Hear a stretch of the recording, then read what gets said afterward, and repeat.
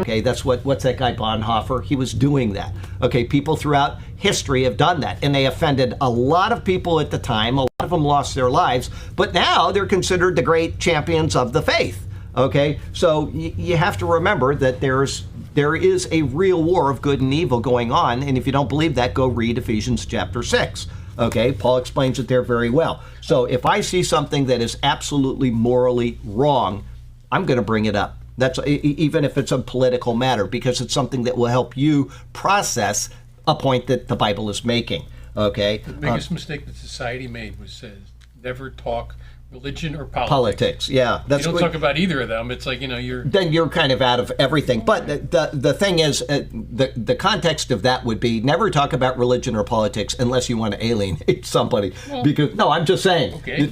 I'm not saying you're wrong. I'm just saying that is right. If you want to alienate somebody, you're going to talk about that. Because if you are passionate about your faith as a Christian, and there are people in the room that aren't Christians, you're gonna offend them. Okay, that's all there's just no way around it. Now, you can gracefully speak about Jesus, but there are people that are going to be offended even gracefully speaking about him. Okay, that's just how it is. But anyway, let's see here. A worker does not need to be ashamed. In presenting proper doctrine, there may be bitterness towards the teacher, but there will be no shame before God. Which is more important?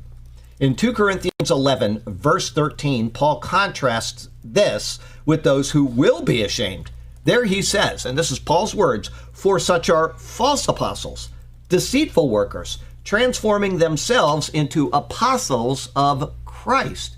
Okay, and we see that, all you need to do is just click through Christian TV, which we haven't had Christian TV in years. I don't even know if they have it on anymore, and I don't know. But, you can just go through there and you can see false people come up constantly, okay? And there are obviously some good preachers on Christian TV too. I'm not dismissing them, but, everybody has a ministry. And what they do is they say, our ministry is growing and we can get more audience by renting a space on, we'll say, CBN, okay, or some other Christian network. And so they pay whatever it is. We'll just say it's $20,000 an hour, okay, to have a weekly program. Okay, I don't know what it is. That's just an example. Now, TBN makes money off of that. And by the end of the year, they've got piles and piles of money because they own the rights to that channel. And what they do with it is up to them. But there's a great guy. He's a great preacher and he's preaching well. And the next guy comes on and he's preaching something that's absolute heresy. Okay? And TBN does not seem to mind having one or the other. To them, they're just a vehicle for people to express whatever they believe or want to teach about Christianity. And so the error there is actually TBN. If they're showing people that are teaching wrong doctrine, then they should not do that. But what that would mean is they'd have to either recycle other people's information or they'd have to have an hour with nothing on it, just music and a picture or something. So, it's kind of a fine line for them, I'm sure, and they have bills to make, payments to make and all that kind of stuff. But anyway, apostles, deceitful workers, transforming themselves into apostles of Christ. There are people that just, and that's to this day. This was in Paul's time. There were people that claimed to be apostles and they weren't.